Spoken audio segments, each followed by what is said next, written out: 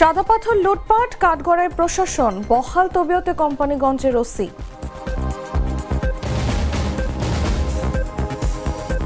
ফরিদপুরে বিপদসীমার ওপরে নদ নদী, বন্যা ভাঙনে দুর্ভোগে চরবাসী।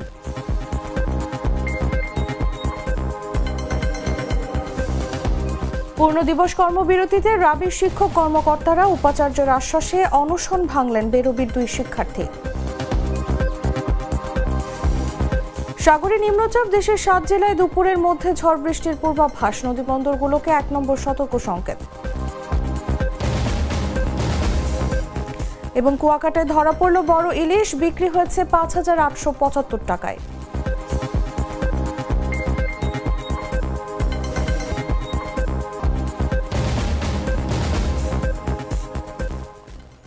এতক্ষণ শুনছিলেন সংবাদ শিরোনাম। দর্শক, আমন্ত্রণ দেশ জুড়ে সংবাদে, সাথে আছি আমি তাসলিমা তিথি।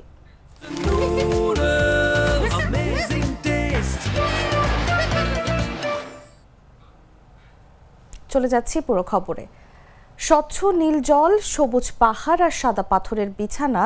সিলেটের সাদা পাথর ছিল প্রকৃতির স্বর্গভূমি, কিন্তু গেল 1 বছরে প্রায় 4 কোটি ঘনফুট পাথর পাচার করে সেটিকে পরিণত করা হয়েছে লুটেরাদের স্বর্গরাজ্যে। লুটেরাদের দৌরাত্ম্য হার মানায় পুষ্পা ছবির গল্পকেও। রাজনৈতিক প্রভাবশালী প্রশাসন ও চক্রবাজদের যোগসাজশে ধ্বংস হচ্ছে অনন্য এই প্রাকৃতিক সৌন্দর্য। বিস্তারিত তুষার ইসলামের রিপোর্টে। স্বচ্ছ নীল জল, সাদা ধূসর পাথরের বিছানা আর সবুজ পাহাড়, প্রকৃতির অপার সৌন্দর্যের এক নাম সিলেটের সাদা পাথর। একসময় ব্রিটিশ ভ্রমণকারীরাও এ স্থানকে বলতেন প্যারাডাইজ অফ নেচার, কিন্তু সেই স্বর্গভূমি আজ পরিণত হয়েছে লুটেরাদের আখড়ায়।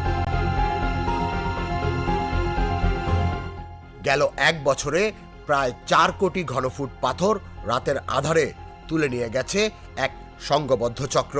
অভিযোগের তীর সব রাজনৈতিক দল, প্রশাসনের শীর্ষ কর্তা থেকে শুরু করে স্থানীয় প্রভাবশালীদের দিকেই। পাথরের নৌকা থেকে চাঁদা নেয়া, শত শত ট্রাক ভর্তি পাথর পাচার, এমনকি বিজিবি ক্যাম্পের চোখের সামনে প্রকাশ্যে লুট, সবকিছুই ঘটেছে দিনের আলোয়। 12ই আগস্ট রাতে অনলাইনে প্রকাশিত এক ভিডিও যেন কাঁপিয়ে দেয় পুরো দেশকে। সেখানে দেখা যায় শত শত ট্রাক অন্ধকার ভেদ করে বহন করছে কোটি টাকার সাদা পাথর। ভিডিও প্রকাশের পরই টনক নড়ে প্রশাসনের। দুদক নামে অভিযানে জরুরি সভা বসে জেলা প্রশাসনে, আর শুরু হয় যৌথ বাহিনীর অভিযান। কিন্তু স্থানীয়রা বলছেন এসবই আইওয়াশ বা লোক দেখানো মাত্র। যা লুট হওয়ার তা ইতোমধ্যেই লুট হয়ে গেছে। তদন্তে উঠে আসে ভয়ঙ্কর সব চিত্র। বিএনপি, আওয়ামী লীগ, জামায়াত, ইসলামী আন্দোলন কিংবা এনসিপি, কোনো দলই ভয়াবহ এই লুটপাট থেকে দূরে থাকেনি। স্থানীয় জনপ্রতিনিধি, দলীয় সভাপতি, সাধারণ সম্পাদক থেকে শুরু করে থানা পুলিশ, বিজিবি সদস্য সবাই ভাগ নিয়েছে সাদা এই সোনার লুটে। এমনকি জেলা প্রশাসনকেও অভিযুক্ত করছেন স্থানীয়রা। সিলেটের এই হরিলুট যেন ভারতীয় সুপারহিট সিনেমা পুষ্পাকেও ছাড়িয়ে গেছে। পুষ্পা সিনেমায় দেখানো হয় পুলিশের চোখকে ফাঁকি দিয়ে রাতের আধারে চলে লালচন্দন কাঠের চোরাকার বাড়ি, কিন্তু সিলেটে যা ঘটেছে তা ঘটেছে প্রকাশ্য দিনের আলোয়, সবার চোখের সামনে। অথচ নির্বিকার ছিল প্রশাসন। পরিবেশবিদরা বারবার সতর্ক করেছিলেন, কিন্তু কেউ শোনেনি। জাফলং, বিছনাকান্দি, উৎমাছড়া সব পর্যটন স্পট আজ পাথর শূন্য, টিলাগুলো ক্ষত বিক্ষত। স্থানীয়রা চোখের জল নিয়ে বলেন, যে স্থান ভরা ছিল সাদা পাথরে, আজ সেখানে শুধুই গর্ত।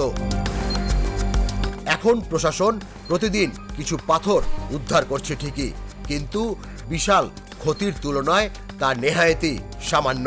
দেশের অন্যতম প্রাকৃতিক সম্পদ আর পর্যটনের প্রাণকেন্দ্র সাদা পাথর আজ মৃত্যু পথযাত্রী। এখন প্রশ্ন হলো, এই লুটের আসল হোতারা কারা?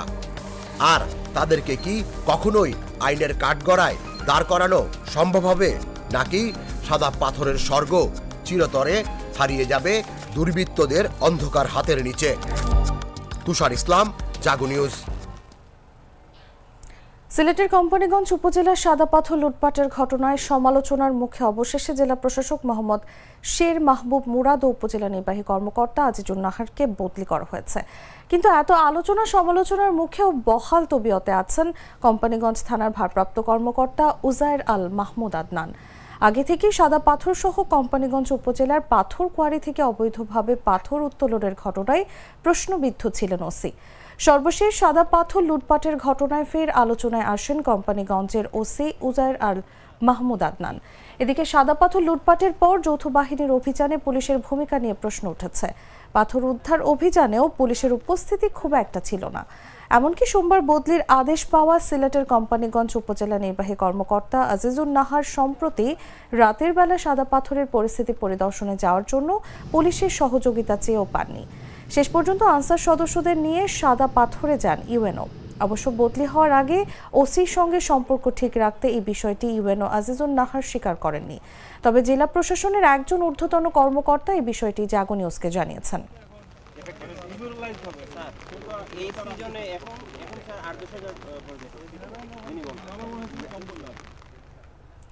ফরিদপুরের আলফাডাঙ্গায় মধুমতি নদীর পানি বৃদ্ধির ফলে স্বপ্ননগর আশ্রয়ণ প্রকল্প এলাকা তলিয়ে গেছে।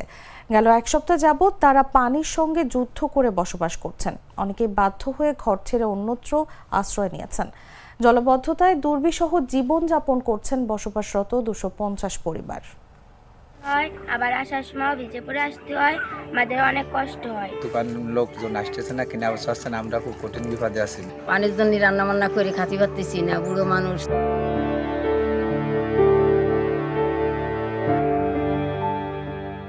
ফরিদপুরের আলফাডাঙ্গায় মধুমতি নদীর পানি বৃদ্ধির ফলে স্বপ্ননগর আশ্রয়ণ প্রকল্প এলাকা তলিয়ে গেছে। আশ্রয়ণ প্রকল্প এলাকার স্বপ্ননগরে এখন হাঁটু পর্যন্ত পানি। এমন জলাবদ্ধতায় দুর্বিষহ জীবনযাপন করছেন বসবাসরত 250 পরিবার। গত এক সপ্তাহ যাবৎ তারা পানির সঙ্গে যুদ্ধ করে বসবাস করছেন। অনেকেই বাধ্য হয়ে ঘর ছেড়ে অন্যত্র আশ্রয় নিয়েছেন। এখন মাজা পর্যন্ত পানি উঠে গেছে, ঘরে থাকতে ঋণে রাস্তায় রয়েছি। সারাদিন রাস্তায় থাই, রাস্তায়তে ইশারা জানের সময় ঘরে যায় তারপরে খাটের ঘর বসে ইটির উপরে কোনো রকমে দুটো রাইন্দে খাই। খোঁজ নিয়ে জানা গেছে 2020-21 অর্থ বছরে সরকারের আশ্রয়ণ 2 প্রকল্পের মাধ্যমে উপজেলার গোপালপুর ইউনিয়নের চর কাতলাসুর গ্রামে 33 একর জমির ওপর নির্মাণ করা হয় স্বপ্ননগর নামে একটি আবাসন এলাকা। এখানে 250টি ঘর নির্মাণ করা হয়। ভূমিহীন পরিবারগুলোর ঠাঁই দেওয়া হয় এলাকাটিতে।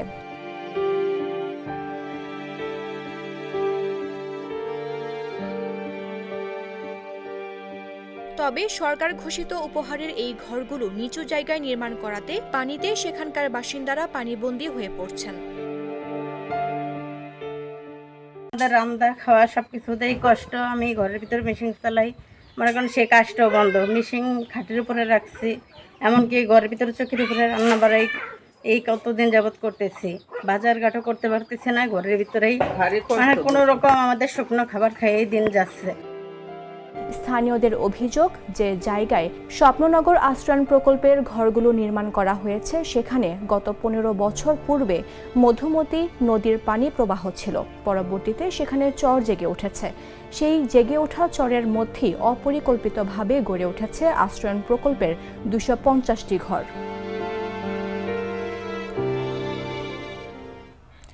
রাজশাহী বিশ্ববিদ্যালয়ের প্রাতিষ্ঠানিক সুবিধা বহাল এবং বৈষম্য দূরীকরণ সহ 9 দফা দাবিতে একাডেমিক ও প্রশাসনিক ভবনে তালা দিয়ে 15 দিবস কর্মবিরতি এবং অবস্থান কর্মসূচি পালন করছেন বিশ্ববিদ্যালয়ের শিক্ষক, কর্মকর্তা ও কর্মচারীবৃন্দ। মঙ্গলবার সকাল 9টা থেকে বিশ্ববিদ্যালয়ের বিভিন্ন একাডেমিক, প্রশাসনিক ও হলের কক্ষে তালা ঝুলিয়ে কর্মবিরতি পালন করেন তারা। বিশ্ববিদ্যালয়ের অর্থ হিসাব দপ্তরের কর্মকর্তা নিয়াজউদ্দিন বলেন, আমরা আজ কর্মবিরতি ও অবস্থান কর্মসূচি পালন করছি সকল প্রকারের বৈষম্য দূরীকরণ এবং প্রাতিষ্ঠানিক সুবিধা পাওয়ার জন্য। এর জন্য 8 দফা দাবি তুলে ধরেছি। আশা করছি প্রশাসন আমাদের দাবি মেনে নেবে। তিনি আরো বলেন, আমাদের দাবি না মানলে রাজশাহী বিশ্ববিদ্যালয়ের সকল শিক্ষক ও কর্মকর্তা সম্মিলিত এই অবস্থান কর্মসূচি আরো কঠোর থেকে কঠোরতর হবে। প্রয়োজনে আমরা বিশ্ববিদ্যালয় সম্পূর্ণ অচল করে দেব। আমাদের কর্মসূচি অফিস বন্ধ না হওয়া পর্যন্ত চলতে থাকবে।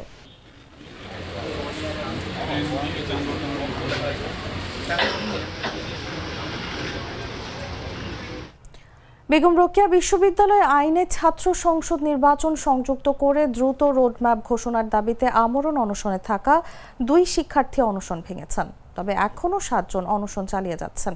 সোমবার রাত 11:30টার দিকে উপাচার্যের আশ্বাসের পর তারা আন্দোলন থেকে সরে আসেন।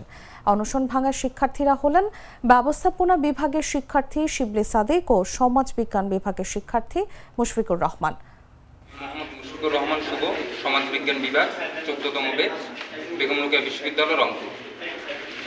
শুরুতেই আন্দোলন প্রসঙ্গে বললে, এই আন্দোলনে মূলত আমরা ছাত্র সংসদ নির্বাচনের দাবি আদায়ে তাদেরকে প্রথম আলটিমেটাম দিলেও তারা যখন তা মানেনি, এরপর আমরা সবাই সম্মিলিতভাবে আলাপ আলোচনা করে এই অনশনে বসেছি।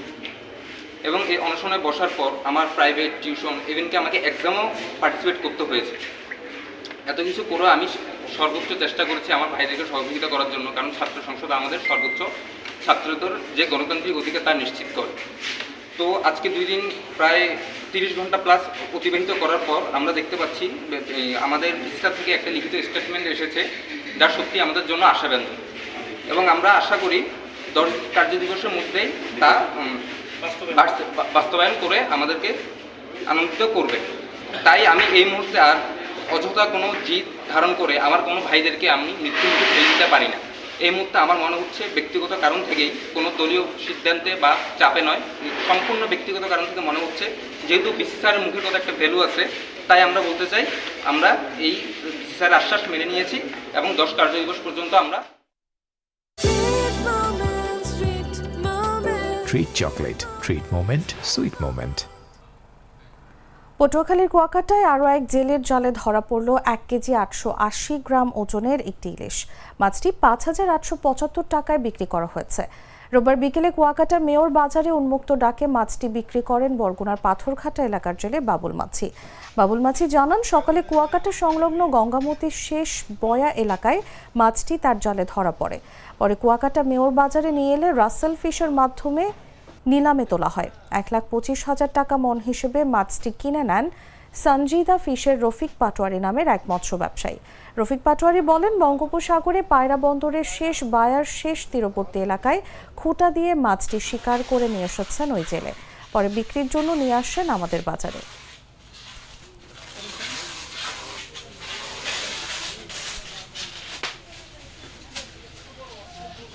বাছাইকৃত লাল সরিষার দানা থেকে তৈরি হয় প্রাণ সরিষার তেল, আসল ঝাঁঝে আসল স্বাদে। দেশের 7 জেলার ওপর দিয়ে সর্বোচ্চ 60 কিলোমিটার বেগে ঝড় ও বজ্রসহ বৃষ্টির সতর্ক বার্তা দিয়েছে আবহাওয়া অফিস। মঙ্গলবার দুপুর 1টা পর্যন্ত দেশের অভ্যন্তরীণ নদী বন্দরগুলোর জন্য দেয়া এক সতর্ক বার্তায় এ তথ্য জানানো হয়েছে। আবহাওয়াবিদ হাফিজুর রহমানের স্বাক্ষর করা বিজ্ঞপ্তিতে বলা হয়, খুলনা, বরিশাল, পটুয়াখালী, নোয়াখালী, কুমিল্লা, চট্টগ্রাম এবং কক্সবাজার জেলার উপর দিয়ে দক্ষিণ অথবা দক্ষিণ পূর্ব দিক থেকে ঘন্টায় 45 থেকে 60 কিলোমিটার বেগে অস্থায়ীভাবে দমকা অথবা ঝোড়ো হাওয়া বয়ে যেতে পারে। সেই সঙ্গে বৃষ্টি অথবা বজ্রসহ বৃষ্টি হতে পারে। তাই এসব এলাকার নদীবন্দরগুলোকে 1 নম্বর সতর্ক সংকেত দেখাতে বলা হয়েছে।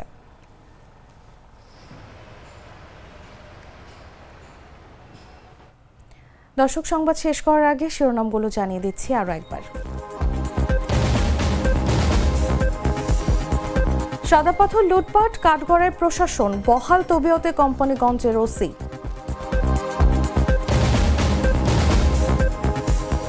ফরিদপুরে বিপদসীমার ওপরে নদ নদী, বন্যা ভাঙনে দুর্ভোগে চরবাসী।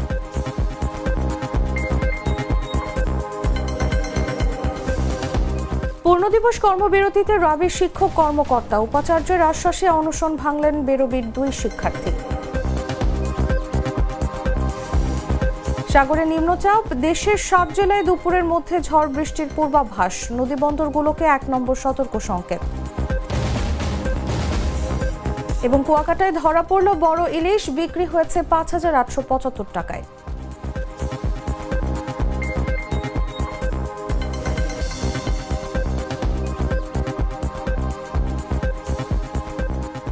দর্শক, এই ছিল এখনকার মতো। এরপর দেখবেন সন্ধ্যা 7টার নিউজ।